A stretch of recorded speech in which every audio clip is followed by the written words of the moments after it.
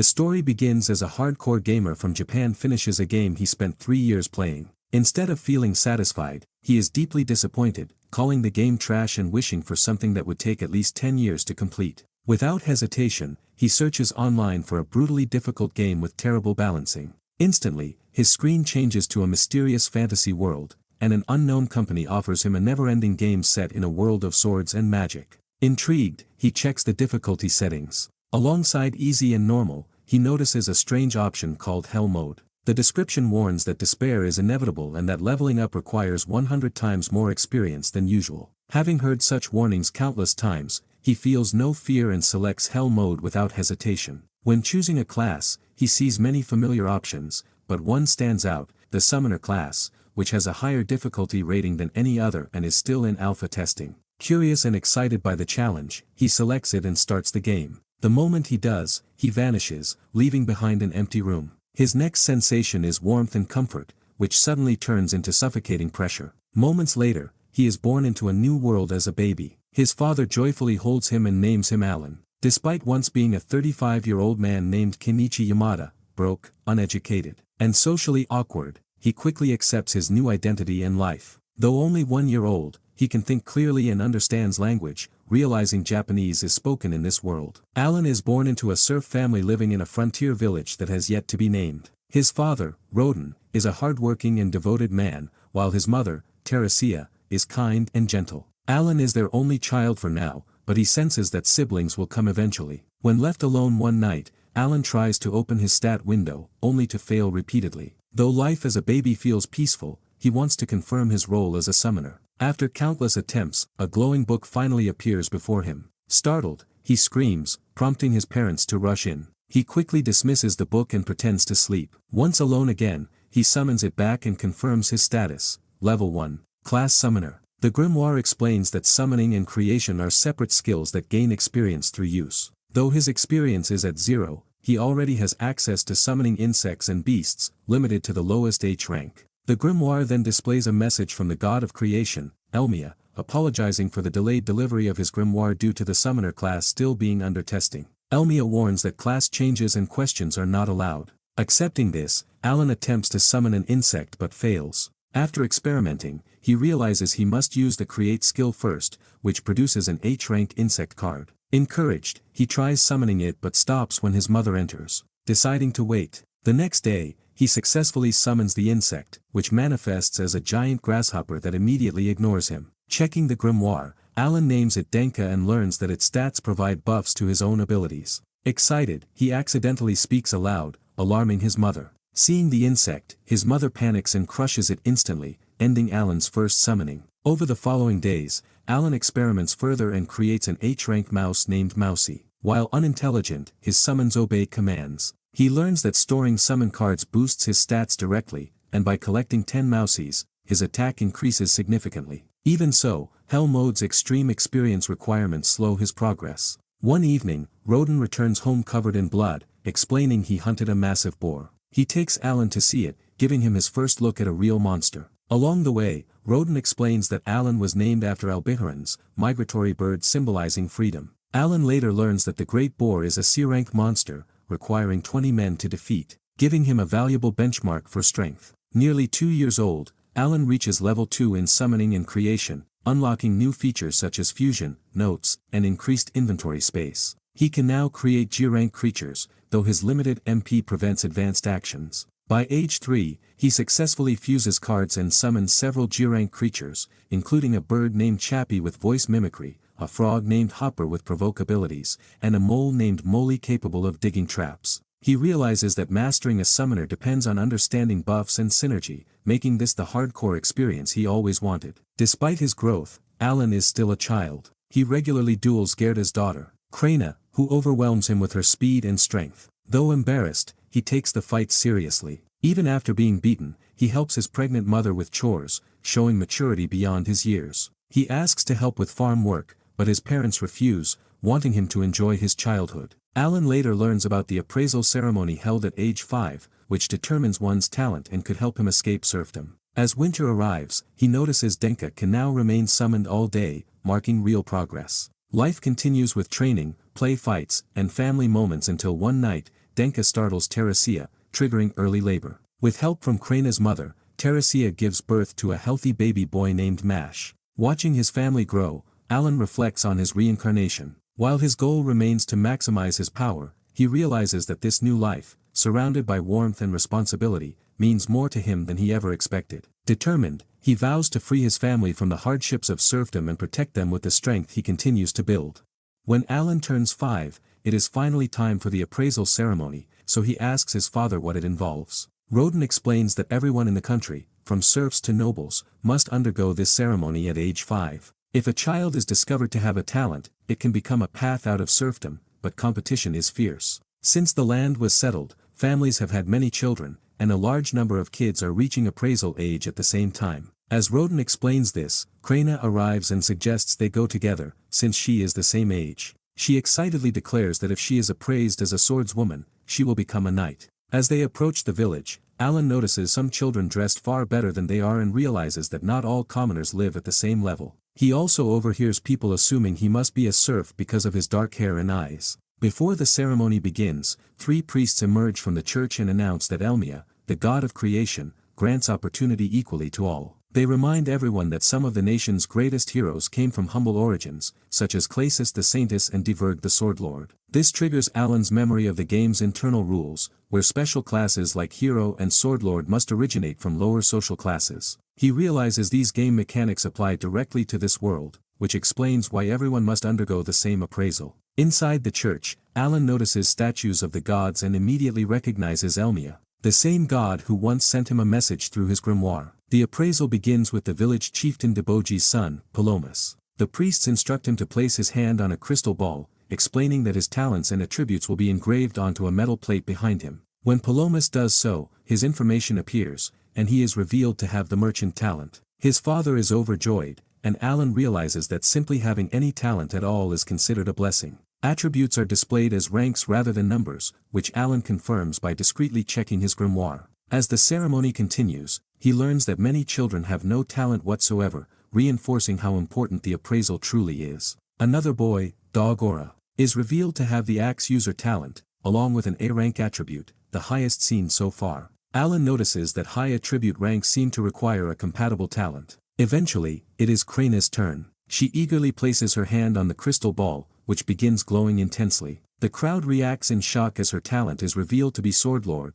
one of the rarest and most powerful talents. Alan, however, finds the result completely unsurprising, as it explains her overwhelming strength. Finally, Alan steps forward, confident that his summoner class will be revealed. When he touches the crystal ball, it shines brighter than ever and even knocks him backward. Roden rushes to check on him, but Alan reassures him casually. When the priest reads the result, however, he announces that Alan has no talent. The mood collapses instantly. Alan checks the metal plate himself and discovers that the section where his talent should appear is glitched and unreadable. Frustrated, he internally curses the god of creation for failing to fix such a basic issue, knowing that no one will recognize him as a summoner.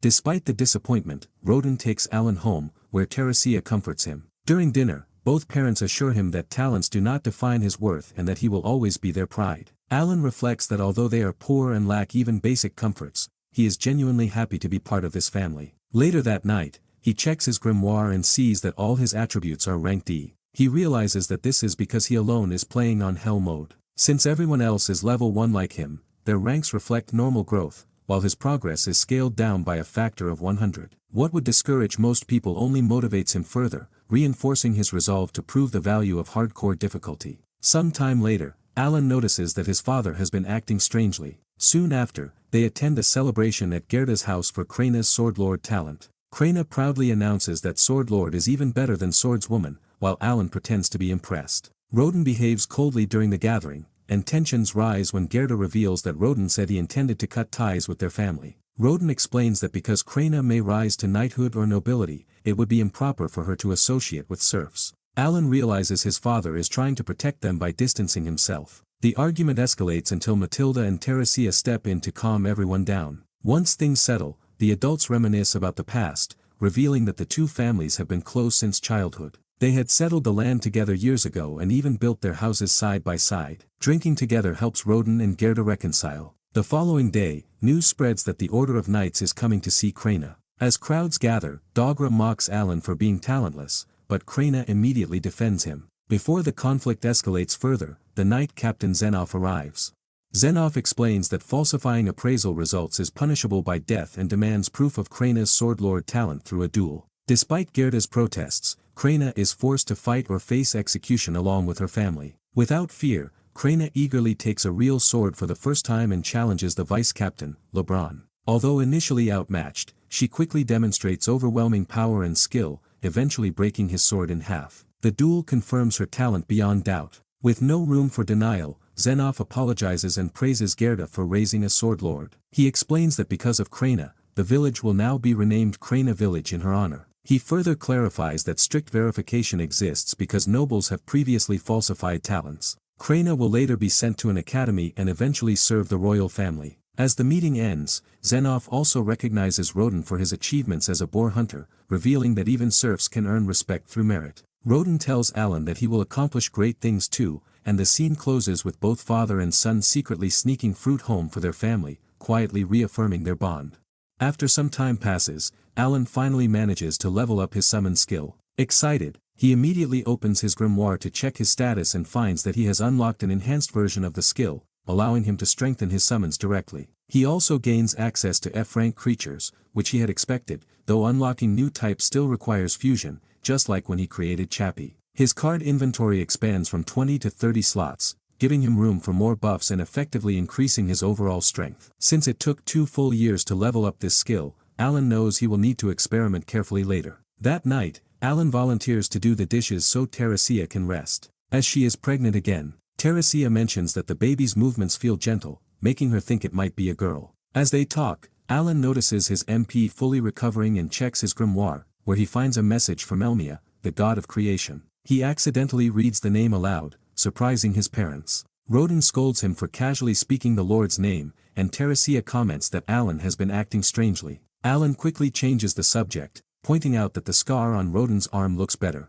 Roden explains that during today's boar hunt, he passed a trial of the gods, a phenomenon where hunters suddenly regain strength, heal wounds, and lose exhaustion. Alan pretends to be impressed, but internally assumes this is simply how leveling up is described in this world. Even though Roden cannot see his own stats, Alan suspects his father must be a fairly high level by now. In contrast, Alan himself is still level 1, and he knows he will never gain experience unless he fights monsters. However, serfs are forbidden from leaving the village without permission, except for hunting. When Alan hints that he would like to join a hunt, Roden immediately refuses, emphasizing how dangerous it is. That night, Alan checks his grimoire again and reads Elmia's message properly. As expected, the glitch from his appraisal ceremony has finally been fixed. The message explains that his E-rank stats were due to Hell Mode's slower growth, and an attachment displays his true raw data. Alan sees that his MP and intelligence are S-rank, which makes sense for a summoner. His overall distribution of ranks matches Krena's, so he feels satisfied with the balance.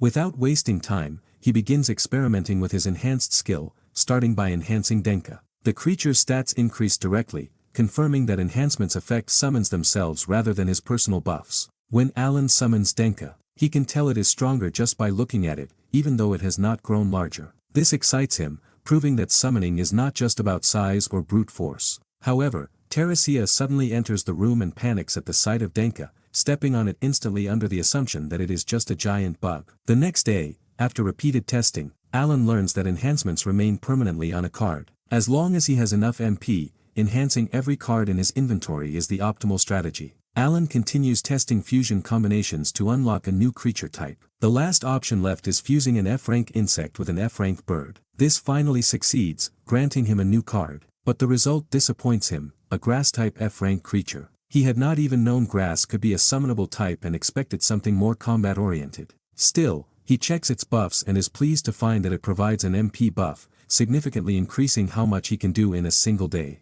Given how slow his progression is, this buff could save him years of effort. When he summons the creature, an apple with arms and legs appears. Alan names it Oppo without much thought, assuming it is not meant for combat. Oppo demonstrates its skill, Aroma, by sinking into the ground and causing a plant to sprout, growing to shoulder height and emitting a pleasant scent like essential oil. Alan is confused by its purpose, but when Teresia sees it, she simply comments on how nice it smells. Alan later determines that Aroma reduces MP recovery time from 6 hours to 5, allowing him to be more active each day. After lunch, Kraina visits to practice swordplay, easily defeating Alan as usual. However, she remarks that he feels a bit tougher than before. Surprised, Alan checks his grimoire and finds his sword mastery has reached level 3. He also realizes that his expanded inventory has allowed him to increase his endurance and attack. He wonders if Aroma also provides combat-related buffs. Remembering Fido's attack skill, Chomp, he feels eager to test it but knows he cannot use it on people. Later, Alan continues practicing his throwing skill in the backyard,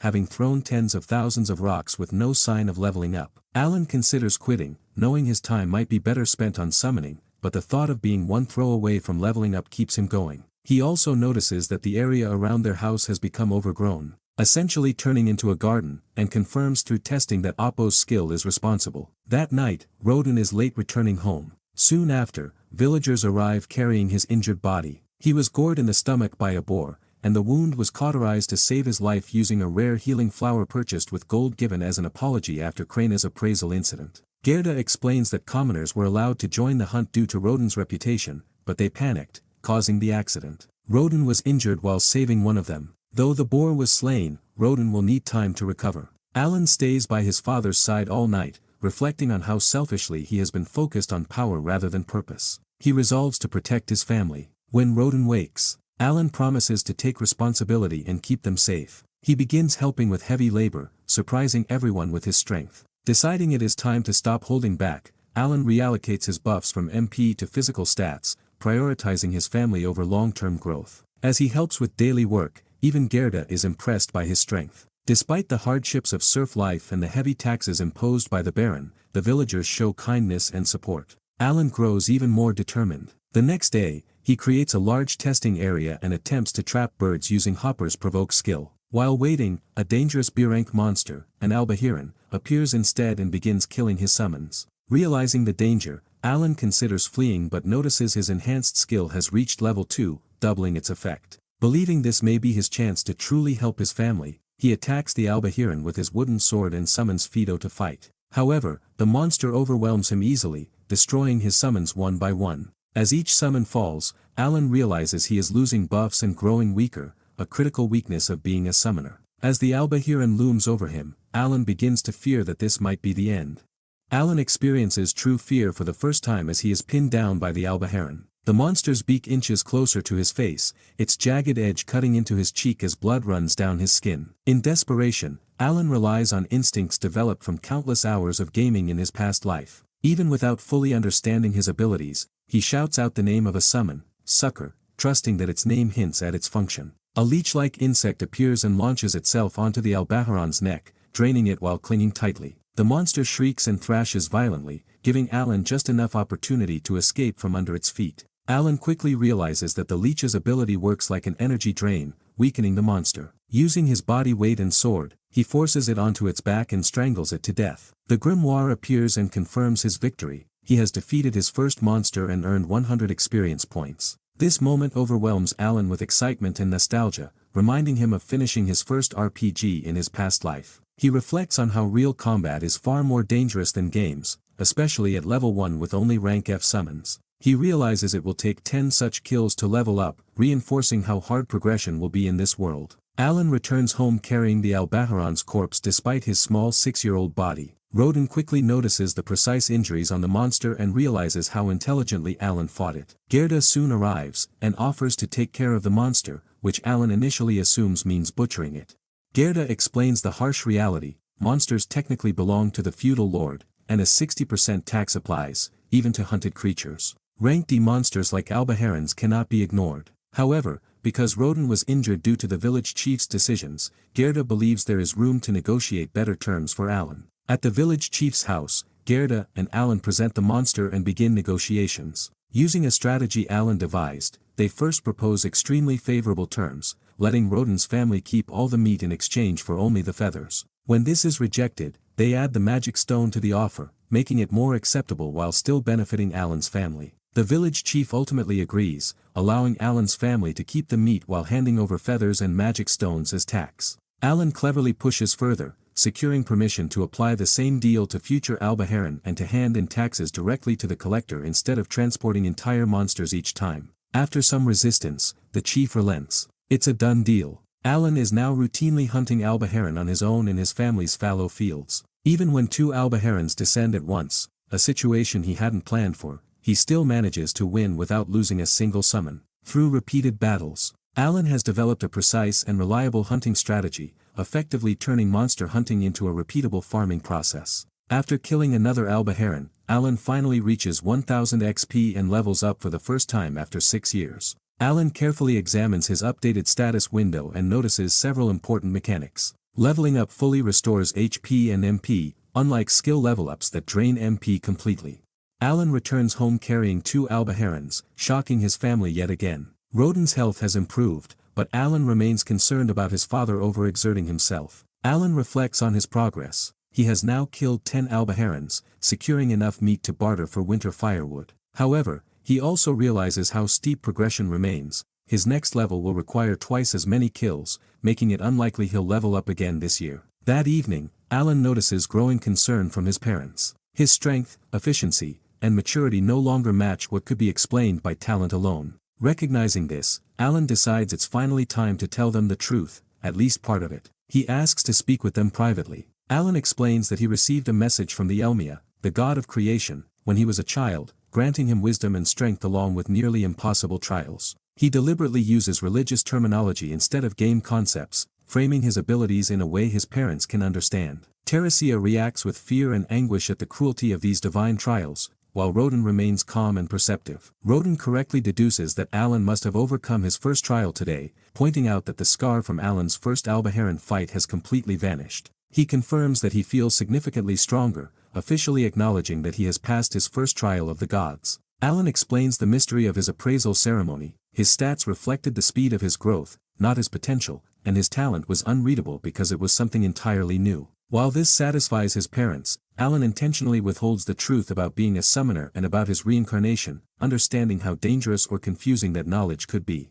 Teresia, overwhelmed by emotion, hugs Alan tightly, realizing how much suffering he has endured alone. Roden expresses regret that Alan didn't confide in them earlier but ultimately supports his resolve. He reassures Alan that his parents will always support him if he needs help. Winter has fully arrived, and December begins with gentle snowfall. The alba herons have finished migrating, marking the end of Alan's hunting season. Before they disappeared, however, Alan successfully hunted 6 more birds, bringing his total to 16. He butchered all of them properly, and the tax collector recently came to take their feathers, magic stones, and 60% of the family's potato harvest. As a result of Alan's efforts, an enormous amount of meat now hangs in the garden to dry, roughly 150 kilograms in total. Some of it has already been fully preserved, ensuring the family's winter survival. Alan and Gerda head out together to the village's residential area to purchase firewood and salt, 2 essentials for winter. This trip also serves as Alan's practical lesson in trade. Although Gerda likely knows about Alan's divine trials,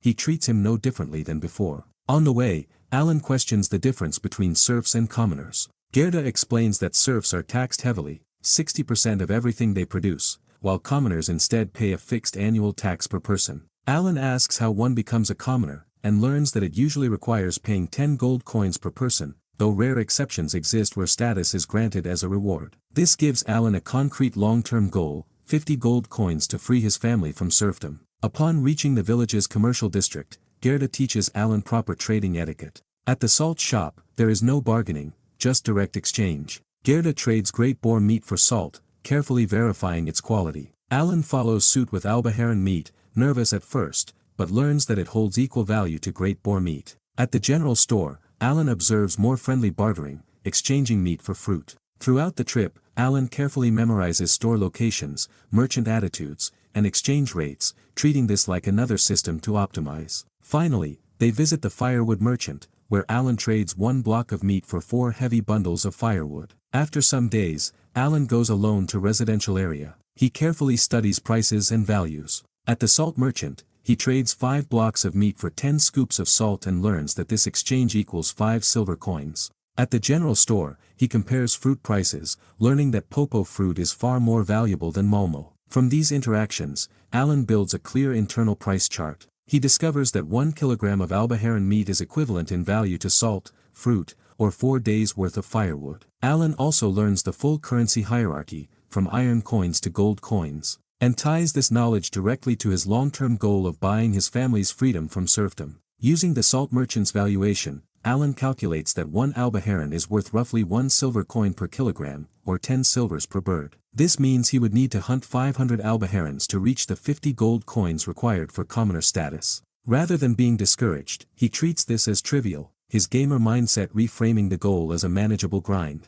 As he continues exploring, Alan notices the drugstore and enters out of curiosity. Inside, he learns that recovery medicine exists but is prohibitively expensive. While browsing herbs, Alan discovers a new function of his grimoire: he can store images, not just text. Alan asks about the flower of Mueller's. The shopkeeper's emotional reaction reveals the backstory of how Gerda saved Roden's life. Despite suffering a massive financial loss, she sold the flower at a discount based purely on Gerda's desperation and sincerity. Alan recognizes the depth of that sacrifice and repays it not with money, but with gratitude, giving her a block of meat and bowing deeply. Afterward, Alan visits the weapons store, discovering it also functions as a general hardware shop, another sign of the village's limited scale. He considers upgrading from wooden swords, as they frequently break during hunts, but the prices are far too high. Even the cheapest iron bar costs the equivalent of 2 alba herons. In front of the shop, Dogra confronts him. Dogra treats the village center as his territory and tries to assert dominance. When pushed, Alan lowers his firewood, not in surrender, but preparation, mirroring his past life response to player killers. Alan doesn't enjoy PvP, but when forced into it, he responds decisively and without hesitation. When Alan draws his wooden sword, Dogra returns armed with a crude weapon and charges blindly. Alan calmly parries every strike, showing overwhelming technical superiority. He avoids attacking at first, carefully considering how to end the fight without causing real injury. One decisive exchange and Alan ends the fight with the tip of his wooden sword at Dogra's nose, absolute dominance without drawing blood. Time passes quickly. Alan is about to turn 7, he defeats Dogra every time with ease. He tells Dogra to don't pull a muscle by overexerting himself and try to anticipate his moves. On the other hand, Mash now trains daily and shows clear aptitude with a spear rather than a sword. Alan eagerly anticipates Mash's appraisal ceremony, already confident that his brother will possess a spear-related class. Life at home has also changed. Teresia safely gives birth to a daughter, Muella, named after the flower of Mueller's that once saved Roden's life. Roden has fully recovered and returned to farming, while Alan splits his days between helping in the fields and training in the afternoons. The tone shifts sharply during dinner. Roden returns late after being summoned by Deboji, the village chief. The feudal lord is demanding that the village double its great boar output, from 10 to 20 hunts within 2 years, and to complete this demand he wants commoners join the hunt again this year. This is not a suggestion. It is pressure backed by authority. If the village cannot meet a quota of 15 great boars this year, he will forcibly relocate serfs from other villages to increase the hunting pool. Alan, listening quietly, steps in,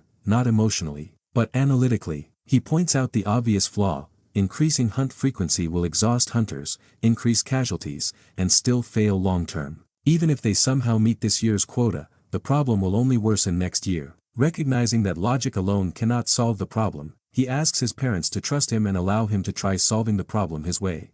When they reached the village gate, the other hunters had already gathered with their spears. Some villagers whispered in surprise that Roden had brought his child, but no one objected openly because both Roden and Gerda supported the decision. Roden rallied the group, receiving a thunderous response, and some hunters were visibly emotional seeing him return to active leadership after a year away. They reached a large forest clearing used as the hunting ground. The leaders finalized their plan by sketching positions on the ground. Alan mentally reviewed the strategy and also pondered why the feudal lord was pushing so hard for increased boar harvests. Before long, Package burst from the trees shouting that the boar was coming. Team 2 braced their heavy spears and absorbed the charge, barely holding formation. Once the boar was pinned, Roden's team moved in from both sides to strike at the jugular. The coordination was precise, built from years of repetition. At that moment, Alan signaled the 2 newcomers waiting beside him. Following his plan, they stepped forward with 4-meter spears, twice the normal length, and attacked from behind Team 2, thrusting safely over the front line's shoulders. Under the combined assault,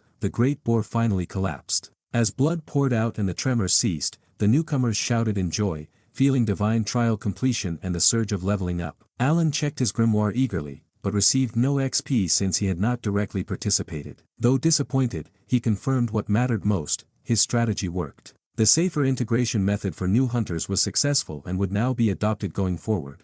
Early one morning, a few days after the first great boar hunt of the year, during brief conversion, Alan tells group members to help convince his father to let him hold a spear. They laughed, saying that if they interfered, Roden would make sure they regretted it. Some of the men nearby expressed envy toward those joining the hunts. One explained that he stayed behind with the butchering group because his wife was pregnant again and he could not risk his life in the forest. The recent success of Alan's long spear newcomer induction plan had encouraged the hunting party to accept 2 more newcomers every cycle. Even with the safer method, however, great boar hunting still meant risking death. And not everyone could afford that gamble. When the man mentioned he could at least help with butchering to bring home meat, Alan took interest and showed him the larger pile of carcasses stored nearby. Alan proposed a deal: for every albaharan the man butchered, he would receive 2 blocks of meat as payment. That rate matched the butcher's 20% processing cut but avoided the 40% surcharge charged for unprocessed carcasses. After that, during another boar hunt, everyone moved into position, Team 2 locked it down and Team 3 moved in for the kill. The 4 newcomers rushed forward with their long spears and attacked safely from behind the front line. Within minutes, the boar fell. The newcomers celebrated their level-ups loudly, thanking the gods for overcoming another trial. At that moment, Alan's grimoire glowed. He received credit for the kill, 400 experience points, and leveled up to level 3, with large stat increases across HP, MP, and all attributes. His hidden contribution had worked. During the fight, he had secretly summoned an insect-type creature directly beneath the boar's hoof, where it was immediately crushed. Through prior experiments, Alan knew he could summon within 50 meters and within line of sight, but not through barriers like walls. Perfect timing and positioning let him place the summon exactly where the hoof would land. From this, Alan confirmed new combat rules. Experience was granted not only for attacking, but also for being attacked or targeted, even if it was a summon taking the hit. Although still officially barred from direct participation, Alan had successfully engineered a loophole. Observing the hunt was now profitable, and he felt deeply satisfied with the result. The year turned, Alan and Krena were heading home from the residential district. Although he had once thought this world didn't celebrate New Year, he had learned that the commoners held an annual feast hosted by the village chief. This year's celebration was even grander than usual because the great boar hunts had exceeded expectations. Thanks in part to Alan's long spear newcomer induction plan, the hunting party brought down 18 great boars instead of the planned 15, and no one suffered major injuries. Roden and Gerda had been invited as key contributors but declined due to childcare, so Alan and Krena attended in their place. They reached home, Alan and Krena handed over the meat and fruit they had brought, and the adults began preparing dinner. During the meal, Gerda's attention drifted to a small wooden cask behind Alan. When asked, Alan confirmed it contained wine given by the village chief. Both Roden and Gerda reacted with excitement, but Alan pretended not to notice. Confused and eager, the men pressed him, pointing out he couldn't drink it anyway. Alan finally proposed a contest of strength. If they beat him, they could have the wine. If he won, he wanted permission to join this year's great boar hunts. The adults were stunned, but pride pushed Roden and Gerda to accept. Alan chose arm wrestling as the contest. Gerda went first. Alan, now level 6 and boosted by 30 Beast F cards, barely managed to overpower him after an intense struggle. Next came Roden. After resting, Alan faced his father, noticing the rough, calloused hand that spoke of years of hard labor. At the signal, they pushed with full force, but Roden's strength was overwhelming. Alan was steadily driven back and defeated without a chance to recover. Roden and Gerda claimed the wine, while Alan analyzed their strength levels. From the matches, he estimated Gerda's attack between 150 and 200, and Roden's between 250 and 300, far above his boosted value. Roden declared that if Alan couldn't beat him, he couldn't join the hunts. Alan agreed outwardly, acting discouraged, but inwardly resolved to grow stronger and challenge him again once his summoning level increased. Spring faded into summer, and by June, Alan finally reached another long-awaited milestone. Strengthening had reached level 4 after hitting 100,000 skill experience, which in turn pushed summoning to level 4 and expansion to level 3. Along with that came a brand new ability, storage. Overwhelmed by the flood of updates, Alan decided to check his status first. His stats had climbed again, boosted further by his card buffs, and his skill list now showed multiple level 4 production skills alongside expansion and the newly added storage. His summoning ranks had also expanded. He now had access to rank E summons across several categories, plus a mysterious new type he would need to discover through combinations. His card holder capacity had increased from 30 to 40 slots, meaning more buffs overall. Alan turned his attention to the new storage skill. It had no level indicator and no experience bar, suggesting it couldn't be developed further. Curious, he mentally activated it. His grimoire flipped open to a previously inaccessible page that contained a square hole about 30 centimeters wide and tall. It looked impossibly deep, far deeper than the book's thickness. Carefully, Alan tested it with a twig. The tip slid inside without resistance and came back out intact. Encouraged, he dropped in a throwing stone and watched it vanish. When he inserted his hand, a mental list of stored contents appeared in his mind. He continued experimenting, placing more objects inside and then retrieving them. Nothing was lost, and nothing seemed to replace anything else. There appeared to be no capacity limit at all, as long as the item fit through the opening. The implication stunned him. This was effectively an infinite inventory. In games, inventory limits were a core balancing mechanic. Some systems used slot limits, others weight limits, and only the most generous designs allowed unrestricted storage from the very beginning. Getting such a powerful feature now, at summoning level 4, felt deliberate. Not random. There had to be a reason he received storage now. This ability wasn't just convenient, it was strategically timed. The next day, Alan continued his usual routine of analyzing his skills. With his MP fully restored, he decided it was time to test the newly unlocked rank E summons. Since Insect and Beast were the only types he could create directly, he started with Insect. He invoked creation for an Insect E card, but nothing happened. Looking at the grimoire's log, he found the reason written in silver text: he lacked the required rank E magic stones. Startled, Alan remembered the small magic stones stored beneath the floorboards inside the house, gathered from horned rabbits. He quietly retrieved them and tried again outside, but creation still failed. Then he realized the condition likely required the stones to be inside storage. After placing them into the storage page's pocket space, he tried once more. This time, the card appeared successfully. Storage wasn't just convenience, it was a requirement. His first rank E summon was a butterfly. He immediately attempted to summon it. The butterfly was over a meter tall, far too conspicuous to call out casually in the yard. Recognizing the risk, he postponed further testing and created a beastie card instead, which turned out to be a saber-toothed tiger, an enormous jump in combat power from the dog-like lower ranks. Next, he moved on to synthesis. Synthesis also required magic stones. Each fusion consumed one. Alan realized this changed everything. Bird summons required one synthesis step, grass required 2, and stone required even more, meaning the higher the type, the more stones consumed. Magic stones, once treated as worthless in the village, were now essential to his growth. He began gathering them, and after several days of effort, he finally gathered enough to create every rank E type. He retreated to a fallow field to test them safely. One by one, he reviewed their statuses and abilities. The butterfly specialized in debuffs. The saber-toothed tiger excelled at raw damage. The hawk offered scouting and information abilities. The plant-type summon provided recovery and support. The stone-type created defensive barriers. Each category clearly filled a distinct combat role, with stats and abilities aligned to that purpose. Alan organized his findings and reached a breakthrough insight. The summoner class wasn't meant to fight in just one way. It was designed to cover every role: attacker, defender, scout, healer, debuffer, through different summons. Where other classes specialized, the summoner adapted. It was a complete battlefield system contained within a single class. Looking back at the storage skill, the final piece clicked into place. Higher rank summons required large numbers of magic stones, and those stones grew in size with rank. Without infinite storage, carrying enough materials would be impossible. Storage wasn't overpowered, it was necessary infrastructure for what a true summoner was meant to become. As the vision formed in his mind, Alan imagined his future self standing behind a vast army of summons, each fulfilling their role perfectly, overwhelming any enemy through coordination and scale. An endless, adaptable force under one commander. The true power of a summoner, a class that surpasses even a demon lord. With that realization, his resolve deepened. He would pursue this path to its absolute limit.